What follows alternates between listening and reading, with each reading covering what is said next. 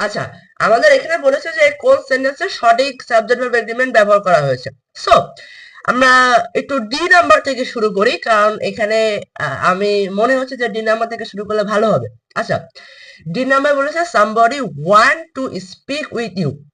এখন আমরা যখন সামবডি বা everybody, everyone, somebody, someone, anybody, anyone, nobody, none, every one, এই সকল শব্দ বা এই সকল প্রোনাউন গুলো যখন বাক্যে থাকবে, তখন সেই সাবজেক্টটা সিঙ্গুলার হয়ে যাবে। তার মানে এখানে সামবডিটা সিঙ্গুলার, এই যে আমরা পাশের স্ক্রিনে দেখতে পাচ্ছি, সামবডি যদি সিঙ্গুলার হয় তাহলে ভার্বটা সিঙ্গুলার হবে। আর ভার্ব সিঙ্গুলার হলে ভার্বের শেষে এস বা ইএস যুক্ত হবে। কিন্তু এখানে একটুখানি খেয়াল করেন, ওয়ান্ট, ওয়ান্ট কে ওয়ান্টের পরে কিন্তু এস বাই এস নাই, তার মানে ওয়ানটা প্লুরাল হয়ে গেছে, যেটা কারেক্ট না। ডি বাদ গেল।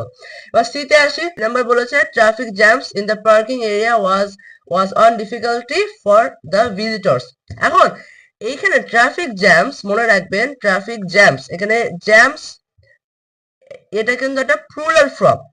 ট্রাফিক জ্যামস যদি শুধু ট্রাফিক বলা হতো, আমি পাশের স্ক্রিনে লিখেও দিয়েছি, যদি শুধু ট্রাফিক বলা হতো তখন কিন্তু সেটা আনকাউন্টেবল নাউন হতো। আমি আনকাউন্টেবল নাউনের তালিকাও পাশে দিয়ে দিয়েছি। যদি শুধু ট্রাফিক হতো তখন সেটা সিঙ্গুলার হতো, কিন্তু ট্রাফিক জ্যামস দুইটা শব্দ মিলে একটা ফ্রেজ তৈরি হয়েছে, যেটা প্লুরাল হয়ে যাচ্ছে, যেটা কাউন্টেবল নাউন হয়ে যাচ্ছে, সেটা প্লুরাল কাউন্টেবল নাউন হয়ে যাচ্ছে। সো আমাদের এখানে কখনোই ওয়াজ হবে না। প্লুরাল হলে কি হবে না, কখনোই ওয়াজ হবে না, এখানে আমাদের ওয়ার হবে। সো এটা কিন্তু সাবজেক্ট ভার্ব এগ্রিমেন্ট হিসাবে ভুল। এবার দেখি, not only Sufia but also Nasima want to visit grandma. এখন মনে রাখবেন, not only, but also, either or, neither not, এই সকল ক্ষেত্রে আমরা সবসময় পরেরটা, নট অনলি বাট অলসো ক্ষেত্রে, বাট অলসো ক্ষেত্রে, আইদার অর এবং নরের পরে যে সাবজেক্ট আছে সেইটা দেখে আমরা ভার্ব ইউজ করব। ঠিক আছে, তার মানে পরের অংশটা, এট লাস্ট সাবজেক্ট যেটা, সেটা দেখে আমরা ভার্ব নির্ণয় করবো। এখানে but also Nasima, but also Nasima, এখন এখানে নাসিমা কি, একজনের নাম, যেটা সিঙ্গুলার। সো এখানে সিঙ্গুলার হলে কি এখানে ওয়ান্ট হবে? একটু দেখে বলুন তো, সিঙ্গুলার হলে কি এখানে ওয়ান্ট হবে নাকি ওয়ান্টস হবে? ওয়ান্টস হবে। যদি এখানে ওয়ান্ট আছে সো এখানে এটা ভুল। তার মানে এট লাস্ট আমরা কারেক্ট অ্যান্সার পেয়ে গেলাম এই যে এ নাম্বার।